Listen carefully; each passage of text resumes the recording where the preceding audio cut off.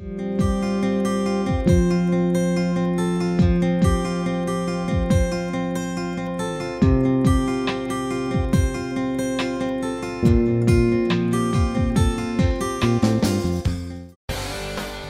R. Sugaraj Samuel. He is working as a professor in physics at New College, Chennai. He is also training students for IIT JEE, AIEEE and BIT SAT. He has more than 16 years experience in both teaching and research. He has published a book titled The Complete Handbook of Bachelor of Electronic Science Practicals, which is prescribed for the syllabus for BSc Electronic Science by University of Madras.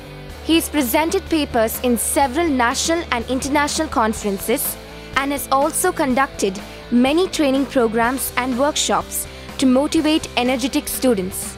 His research areas are ultrasonic, polymers, crystal growth and photovoltaic systems. He is experienced in both regular classroom teaching and online teaching as well. Welcome to UGC lecture series in electricity and magnetism. We have been discussing about a series of lectures on the subject electricity and magnetism.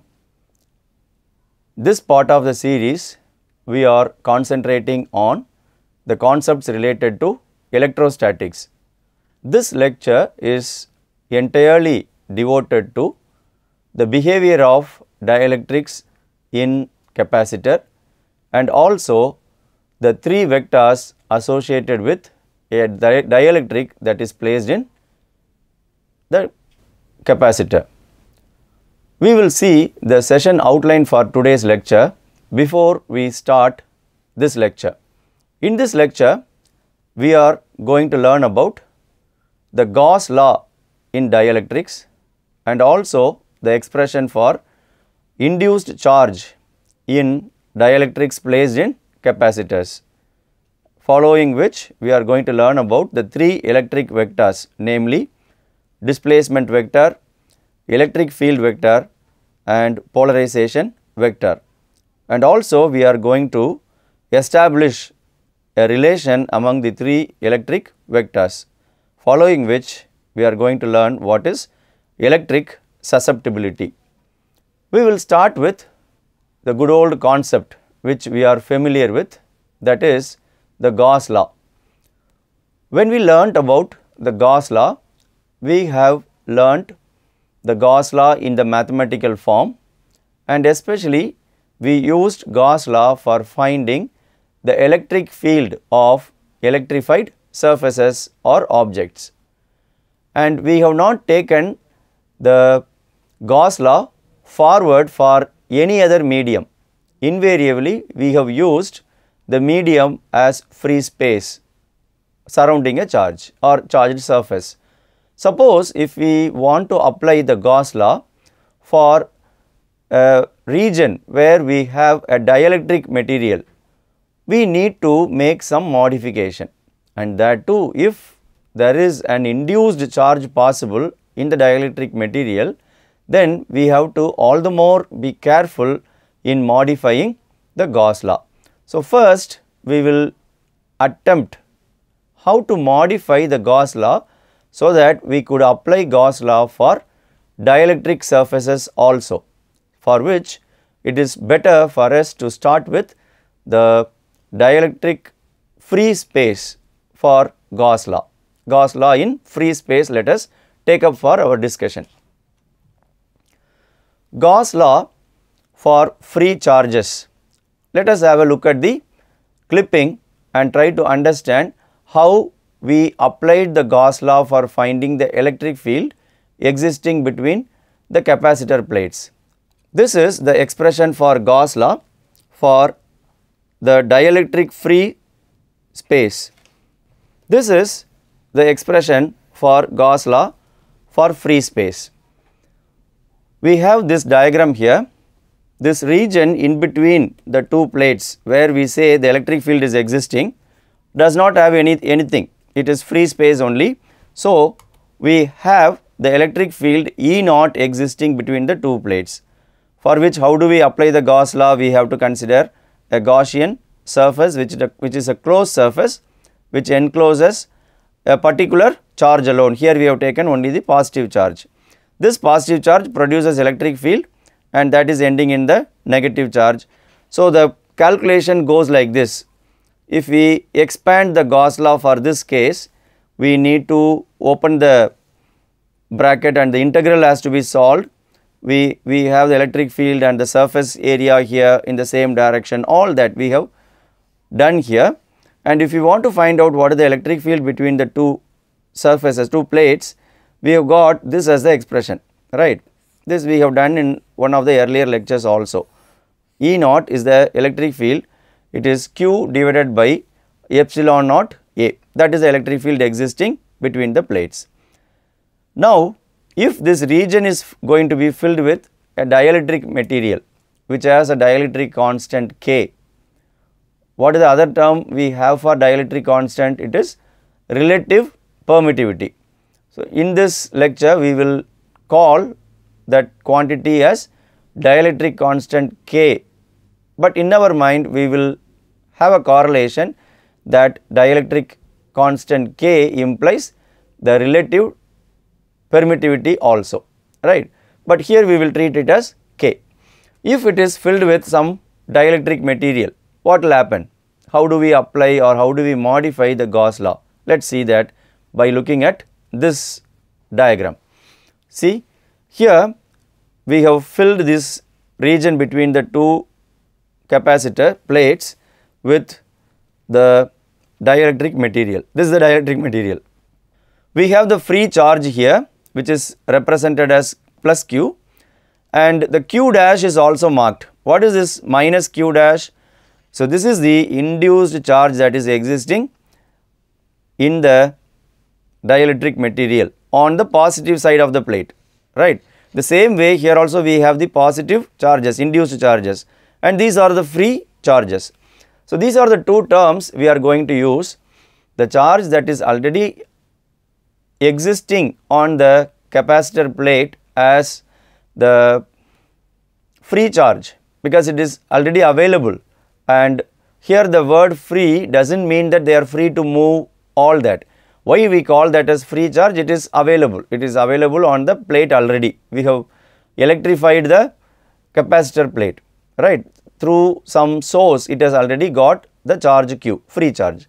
Now, the induced charge is represented as Q dash, that is existing on the dielectric material. Have a look at the diagram. This Q dash is the induced charge, and near the positive free charge we have the induced negative charge appearing. Similarly, near the negative free charge the induced positive charges also appear. While having a look at the diagram itself, you would have come to a conclusion that the induced charge Q dash is less than that of Q in magnitude, right. See, I have shown only few negative charges here and many positive charges. So, in the case of a dielectric that is introduced, the induced charge will always be less. On what does the induced charge depend? The quantity, it depends on the dielectric constant K. This concept is already explained in one of the earlier lectures, but having the idea now which is needed for this lecture, we will take the concept further and try to establish a Gauss law relation for a medium where we have the induced charges also existing, that is a dielectric medium. So, how do we modify that?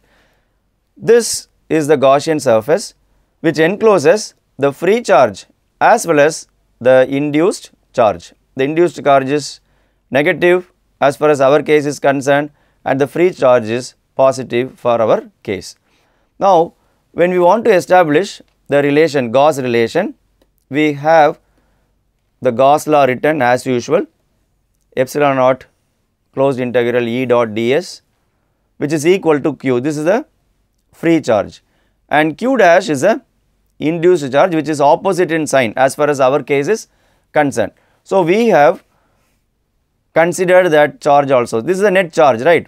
What we have here is a net charge. What does the Gauss law say? The flux is equal to the net charge enclosed by the Gaussian surface divided by epsilon naught. So, we have written that the net charge is in this case q minus q dash. Why the minus q dash? It is a negative charge. So, we have put a minus sign for that. Q dash implies it is the induced charge. Now, look at this expression. When we solve this integration, we have epsilon naught E A, all that, because E and ds will be in the same direction, cos 0 is 1. So, all that have not been shown, but it is understood. So, we have this expression. Now, we modify this equation so that we get an expression for the electric field. So, this expression is a familiar expression. This is the equation that we have for the electric field for free space. What is Q by A? Q divided by A is sigma, right. We know the original electric field for free charge is sigma by epsilon naught. So, having these concepts already learnt, we have written this equation as E naught, this expression as E naught, and this Q dash divided by epsilon naught A is still remaining untouched. We have to suitably write some term, the Q dash divided by A. Q dash divided by A is the induced surface charge density, maybe sigma dash or whatever we want, we can substitute. But let us take up that term for our discussion. Let us have a look at the equation once again. This electric field is the net field. This E naught is the electric field due to the free charge which was already available, and this is the term due to the induced charge which is opposite in sign. If we suitably modify the induced charge and the terms related to that, we will be able to suitably make a change in the Gauss law also. That is our objective. Let us see how do we take this discussion further. The relation between the electric field E naught before introducing the dielectric, that is due to the free charge, and the electric field E after introducing the dielectric is given by this relation. E naught is before the introduction of dielectric, this is due to the free charge, and E is after we introduce the dielectric slab or dielectric material. So, this is the field that is existing at present because of the introduction of the dielectric material. So, this relation is also known to us. The K is a value which is always greater than 1, that will reduce this term. E naught is reduced because of the presence of a value greater than 1 in the denominator. So, this is the electric field. The effect of dielectric in capacitors. Under that lecture, we have partially seen all these concepts. That is why I would like to quickly run through without giving much explanation for the signs and the terms involved in these expressions. Now, our objective. What is our objective? We want to replace this E which was originally existing in the earlier expression, and this term still remains untouched. When we substitute the terms for E naught here, what are E naughts? E naught is sigma divided by epsilon naught. So, when we substitute, that sigma is Q divided by A and epsilon naught. So, accordingly this equation has some sort of equal terms existing, some understandable terms existing on all the terms. The A is there in all the terms, epsilon naught is there in all the terms. This Q alone is the induced charge, otherwise, and this K is also dielectric constant. When we have this, we can cancel out some of the terms, right, epsilon naught, A, all can be cancelled. Our aim is to get an expression for Q dash, what is the induced charge in terms of the free charge. So, readily we have that expression here in front of us, the relation between the free charge Q and the induced charge Q dash in the dielectric material. So, the Q dash, the earlier expression is modified for Q dash, we have this as the expression, Q is the free charge minus Q divided by K. So, when we simplify it, so the Q dash is Q times 1 minus 1 divided by K. So, it is getting reduced. When do we have the same amount of charge existing? See, this equation can be further discussed. If K is equal to 1, for what K is equal to 1? For free space, right? For free space, K is 1. It is vacuum or even air can be taken as a free space. So, if K is equal to 1, what will happen? This equation, this term becomes Q minus Q, this is also Q, so which is equal to 0. So, the induced charge is not there, the free space does not have any induced charge, so that is the meaning of this. Now, we can make one more modification for metals. What is the value of K? K is infinity. So, anything by infinity is 0. So, in that case our Q dash is Q itself.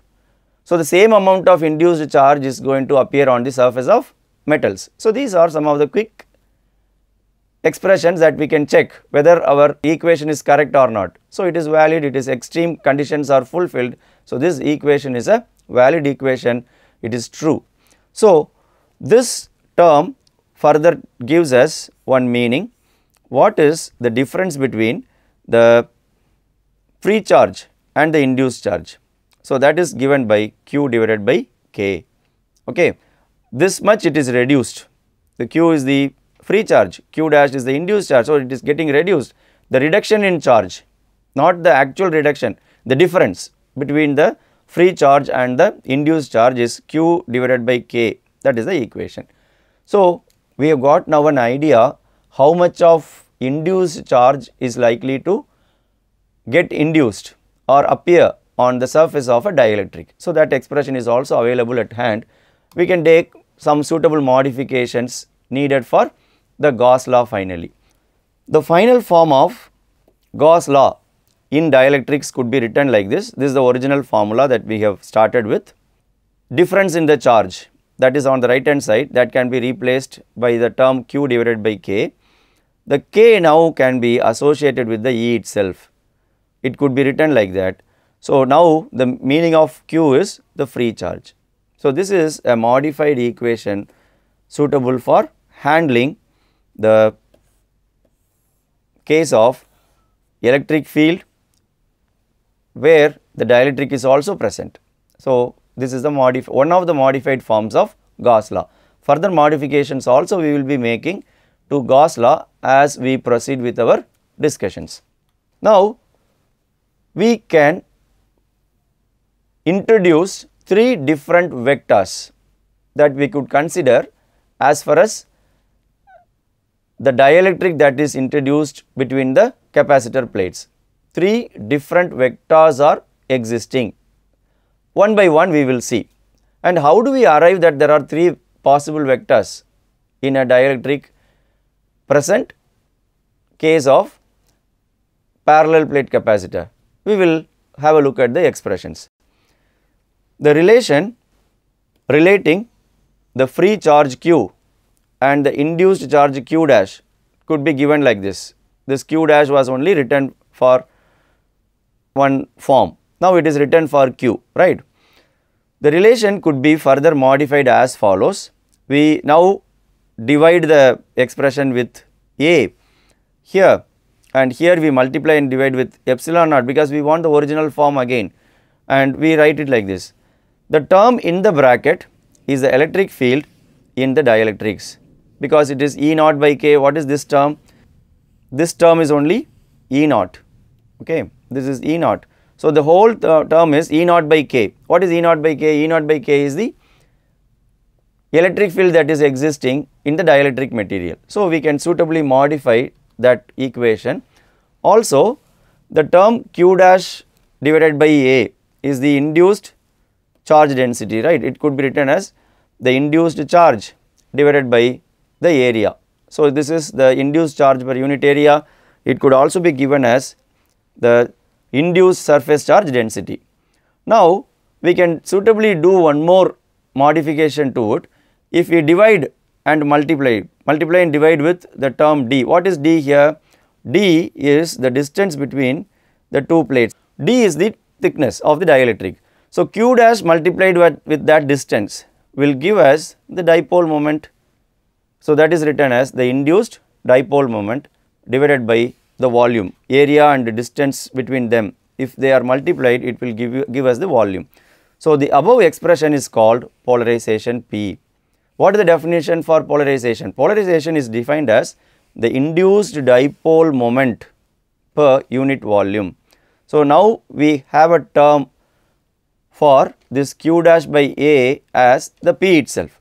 This is the induced dipole moment per unit volume called as polarization vector. This is the electric field vector existing for a dielectric material, and this Q divided by A now is given a new name. Have a look at it. This expression is further written in a simplified form as follows. This is written as the D term. It is called electric displacement or simply the displacement vector. This is written in the scalar form, and of course, all the three are vectors. Electric displacement is a vector, the electric field is a vector, the dipole moment per unit volume, it is called polarization, that is also a vector. So, it is written in the vector form also like this. Now, the terms are once again given. D is called electric displacement, but in simplicity we call it as just the displacement. We do not every time call it as electric displacement, we call that as just displacement vector, and E is of course the electric field vector and P is the polarization vector. So, these are the three vectors existing in the region where we have the dielectric material placed between the two capacitor plates. Are you interested in having a look at the way in which these vectors exist? So, a typical diagram will help us to have a better understanding. Have a look at this diagram. This is the diagram showing the three vectors. The first one shows, which is marked in green color here as the lines of D, the displacement vector, and in the purple color it is the E vector, electric field vector, and this is, which is shown in orange color, is the P vector or polarization vector. Now, I would like to explain little more concepts related to these three vectors. Now, I would like to give the explanation. Have a look at this diagram. The displacement vector D, this is the vector existing between all free charges in the case. When we have a dielectric introduced, all charges, see, we have the free charges existing on the plate. These are all the negative charges, these are all the positive charges. So, it is existing between them like this. Now, the electric field vectors, if you take, it is existing between the charges like this, the free charge and the induced charge, the free charge and the induced charge on one side. Similarly, here also induced charge and free charge, and also it is existing between the free charges also. And this is the polarization vector. The dipole moments, no, they are basically the dipole moment per unit volume. What is the direction of dipole moment? It is from negative to positive. So, we have the negative charges here. From the negative to positive, let us draw the lines. These are dipole moments and they are called the dipole moment vectors or polarization vectors. What about electric field vector E? This is the explanation. The electric field vector, this is the electric field vector existing between all the charges present, both free and induced charges. The diagram earlier has shown that. This vector is from all positive charges to the all negative charges existing in the arrangement. And polarization vector, this is the electric dipole vector existing between the induced charges appearing on the dielectric, which is subjected to an external electric field. This vector is from induced negative charges to the induced positive charges, which is exclusively appearing only on the dielectric medium. So, all the three vectors are now once again rewritten like this, consolidated. Have a look at this, and this is the equation relating the three electric vectors, and this is shown in a nutshell, their symbol, and it is associated from what to what. All these are shown in this table. This will help us to have a consolidated understanding of the three electric vectors. We need to now modify the Gauss law so that the D is included in that. Shall we have a look at that expression? See, By using the above expression, we can further write D is equal to Q divided by A. This Q is the free charge once again, and it is accordingly modified. So, D is written as K times epsilon naught E. So, whenever we write the Gauss law for the dielectric material, either we should have this term in the place of E here, or the three terms could be replaced. The K, epsilon naught and E could be replaced with one D vector here. So, this is the free charge. So, D is the displacement vector and Q is the free charge. If we want to use or apply the Gauss law for a dielectric medium, this modified equation also could be used. This is also one of the forms of the Gauss equation or Gauss law for dielectric medium. And we will introduce one more term now, which is called electric susceptibility. Quickly we will have a look at the term and some of the equations related to that before we conclude this lecture. The electric susceptibility, it is represented as the term, this is chi, okay. Chi is defined as the constant of proportionality relating an electric field E to the induced dielectric polarization density P. Here, higher the applied electric field, higher is the polarization produced in the dielectric material. Based on that direct relationship, we are able to establish this relation. Higher the value of applied electric field, greater is the possibility for polarization to occur in the material. Of course, the polarization is decided by the term K, the dielectric constant or relative permittivity. It is decided by that, but even then the external electric field that is applied has an influence. It has an influence in having a induced charge. So, keeping that in mind, the induced charge will decide the polarization P. So, there is a direct relationship. So, that proportionality constant is this chi. So, P is directly proportional to the electric field term. This is the electric field term, okay. The electric field is higher, the polarization is also higher and vice versa. And if you want to write it for chi, the susceptibility, it is P divided by epsilon naught E. For a unit electric field, if you make this denominator as 1, then how much of polarization is produced? So, that is defining the chi. So, higher the chi value, higher is the polarization possible. Now, what is the use of that? We can try to bring in this chi into the expression. So, we have the 3 vector equation. This is the 3 vector equation in which we replace what is D and what is P, that is also now replaced, introducing this chi.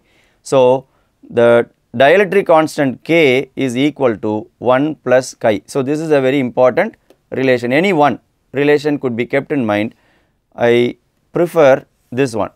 The dielectric constant is 1 plus chi. The K is nothing but epsilon r. So, we can have this relation also. This is also equally good relation. Any one equation has to be kept in mind. So, what is chi? Chi is susceptibility. Why the term susceptibility? Susceptible means how much it is influenced. That is the physical meaning of that. So, the applied electric field how much influences the dielectric material, so that the induced charges appear and thus the polarization is appearing on the dielectric material. So, because of that, the term susceptibility is used for this. I think we have come to the concluding part of this lecture. In this lecture, we have seen the Gauss law in dielectrics and induced charge in dielectrics. The 3 electric vectors, namely displacement vector, electric field vector and polarization vector, and the relation relating all the 3 also has been learnt. And finally, the term called electric susceptibility is also explained and obtained a relation between the susceptibility and the relative permittivity or dielectric constant. Before we wind up this lecture, let us test our understanding by answering these questions. Give the expression for Gauss law in dielectric material. Give the expression for induced charge on dielectric in terms of the free charge.